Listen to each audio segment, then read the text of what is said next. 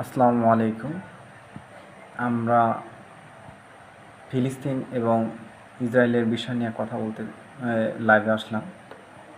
তো ফিলিস্তিন আর ইসরায়েলের যে বিষয়টা, সেটা হচ্ছে মূলত যে আল আকসা মসজিদটা আছে, সেটা হচ্ছে বিশ্বের যে প্রধান তিনটা ধর্ম আছে, সেই তিনটা ধর্মের মধ্যে ইহুদি, খ্রিস্টান, মুসলিম, এই তিনটা ধর্মের কাছেই আল আকসা মসজিদের গুরুত্ব অপরিসীম। সেটা একটা তিন ধর্মের মানুষের কাছেই সেটা একটা পবিত্র তীর্থস্থান। তো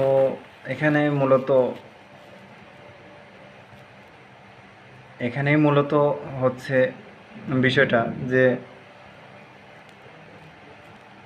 ইসরায়েল চাচ্ছে যে তারা বিশ্বকে লিড দিতে চাচ্ছে। বিশ্বকে লিড দেওয়ার জন্য তারা কি করছে, যে সৌদি আরবকে কেন্দ্র করে যে আমাদের মুসলিম বিশ্ব যে আবর্তিত হচ্ছে, বা আমরা সৌদি আরবকে যে লিডার হিসাবে গণ্য করছি, এখন ইসরায়েল চাচ্ছে যে সে আল আকসা মসজিদটা বা সেই পবিত্র ভূমি যে ফিলিস্তিন আছে, জর্ডান আছে, মিশর আছে, সিরিয়া আছে, নীলনদ থেকে এই যে পিরামিড পর্যন্ত যে ভূমিটা, সেই ভূমিটা দখল করতে চাচ্ছে।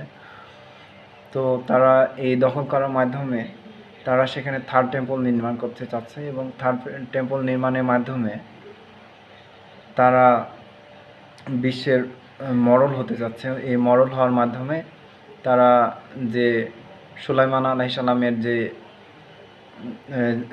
আলাইসাল্লাম যেভাবে এই থার্ড টেম্পল থেকে আল আকসা মসজিদ থেকে বা এখান থেকে গোটা বিশ্বকে নেতৃত্ব দিত, তারা ইহুদিরাও সেই স্বপ্ন দেখছে। আর এখানে মূলত বিষয়টা হচ্ছে যে মুসলিম বিশ্ব চুপ আছে এই যে গাজার বিষয়ে। এখন গাজার বিষয়ে চুপ থাকার কারণ হচ্ছে মূলত যে আমাদের সৌদি আরব থেকে শুরু করে আরব আমিরাত, মিশর, জর্ডান, ফিলিস্তিন, লেবানন, সবাই মূলত চুপ আছে হচ্ছে তাদের ক্ষমতার গদি চেয়ারটা বাঁচার জন্য।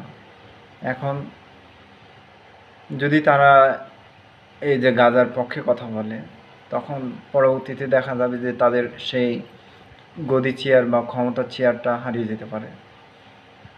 এখানেই মূলত ভয়। আর মুসলিম বিশ্বের যে অবস্থা,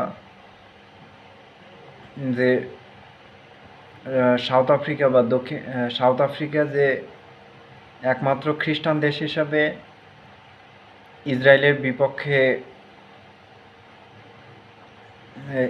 বিপক্ষে যে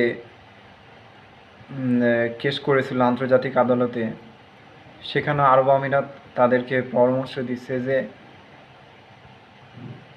যে তোমরা যদি এই কেস উইথড্র করো, তাহলে তোমাদেরকে আমরা বিশাল একটা বিনিয়োগ দিব। তাহলে কি পরিমাণে একটা নাফরমানি, তাহলে বুঝতে পারছেন বিষয়টা। দেখেন, আসলে আমরা আবেগ দিয়ে অনেক কিছু বলি, কিন্তু বাস্তবে আসলে আমাদের মুসলিম যে শাসকরা, তারা তাদের ক্ষমতার চেয়ার নিয়ে বসে আছে। তারা সেটাই নিয়ে ভাবছে যে কিভাবে ক্ষমতা আঁকড়ে ধরবো।